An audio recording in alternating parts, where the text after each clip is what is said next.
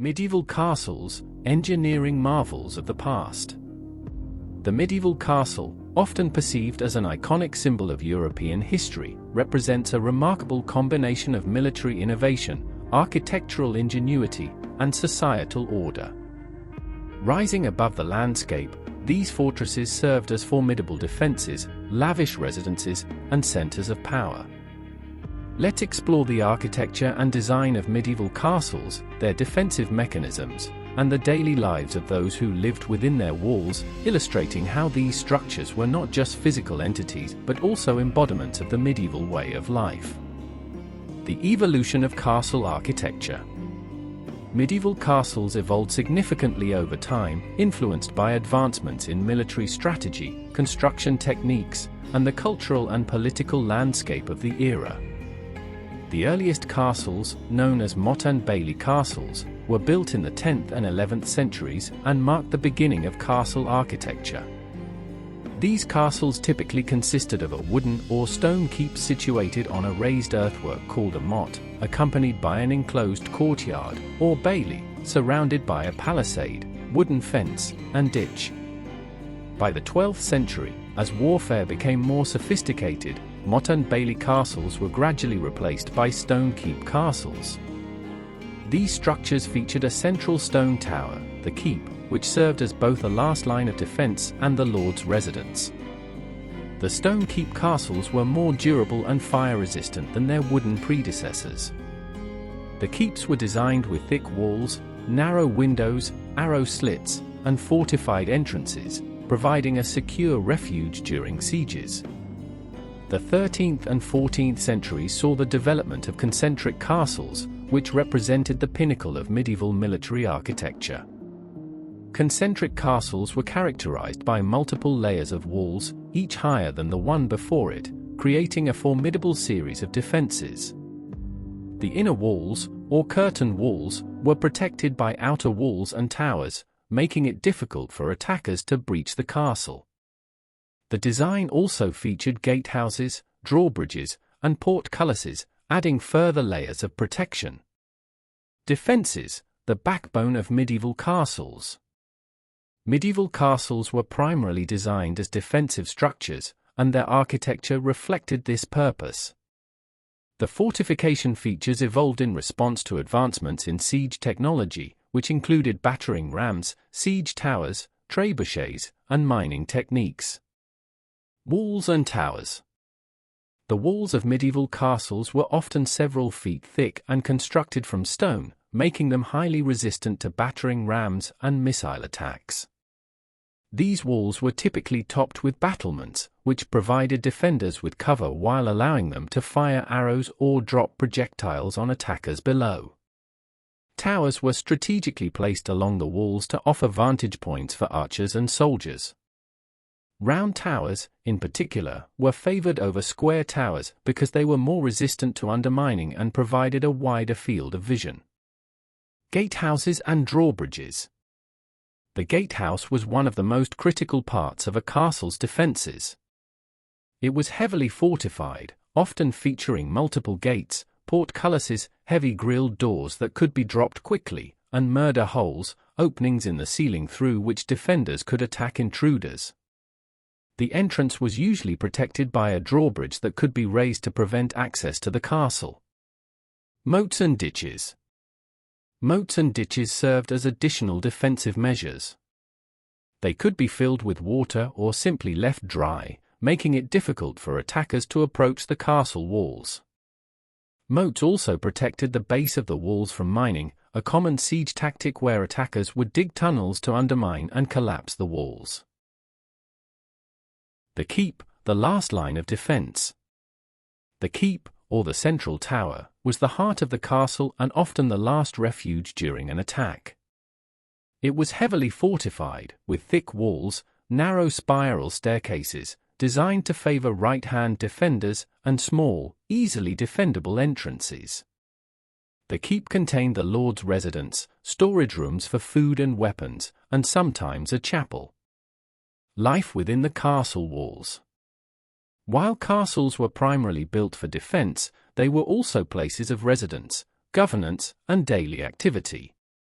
The inhabitants of a castle included the lord and his family, knights, soldiers, servants, craftsmen, and sometimes prisoners. The lord and his family. The lord of the castle was typically a nobleman who owned and managed the surrounding land. His family, including his wife and children, resided in the most comfortable quarters, usually in the keep or a specially designated part of the castle. The lord's responsibilities included administering justice, collecting taxes, and providing military protection to his vassals. Knights and soldiers.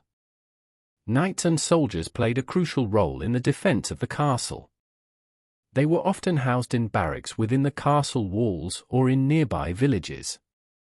Knights, who were usually of noble birth, received extensive training in combat and chivalry. They were responsible for protecting the castle, maintaining order, and serving the lord in battle. In return, they received land, money, or other forms of compensation. Servants and craftsmen. A wide range of servants and craftsmen also lived and worked within the castle. Servants performed various duties, including cooking, cleaning, and maintaining the castle. Craftsmen, such as blacksmiths, carpenters, and stonemasons, were essential for maintaining the castle's defenses, repairing structures, and producing weapons and tools. Women and children. Women in castles had diverse roles, ranging from managing the household to overseeing servants and performing administrative tasks. Noble women often played significant roles in the absence of their husbands, sometimes even defending the castle. Children, especially those of noble birth, received education and training in the arts, languages, and chivalry. Prisoners and guests. Castles also served as prisons for captured enemies, debtors, or those awaiting trial. Guests, including other nobles, envoys, and travelers, were often hosted within the castle. Hospitality was an essential aspect of medieval life, and castles were equipped with guest quarters and banquet halls for feasts and gatherings. The builders of castles, master masons and craftsmen. Building a medieval castle was a complex and labor-intensive process that required a range of skilled workers, including master masons, carpenters, blacksmiths, and workers. The construction of a castle could take several years or even decades, depending on its size, location, and complexity. Master masons. Master masons were the chief architects of medieval castles. They were highly skilled craftsmen responsible for designing the castle, overseeing its construction, and ensuring the quality of the stonework. Masons used a variety of tools, such as chisels, hammers, and plumb lines, to cut and shape stones with precision. They also supervised the work of other craftsmen and laborers, ensuring that the construction adhered to the design plans. Carpenters and blacksmiths. Carpenters played a crucial role in building and maintaining a castle's wooden structures, such as doors, floors, roofs, and scaffolding. They also constructed essential components like drawbridges, siege engines, and wooden defenses. Blacksmiths were responsible for producing metal tools, weapons, armor, and nails, which were indispensable for both construction and defense. Laborers and quarrymen. Laborers, often unskilled workers or peasants, performed the heavy lifting, such as transporting stones, mixing mortar, and digging moats. Quarrymen were specialized workers responsible for extracting and cutting stones from quarries, which were often located near the construction site to reduce transportation costs and time. The decline of castles, changing warfare and architectural evolution. By the late Middle Ages, the function and design of castles began to change due to several factors. The development of gunpowder and artillery made traditional castle walls and fortifications less effective.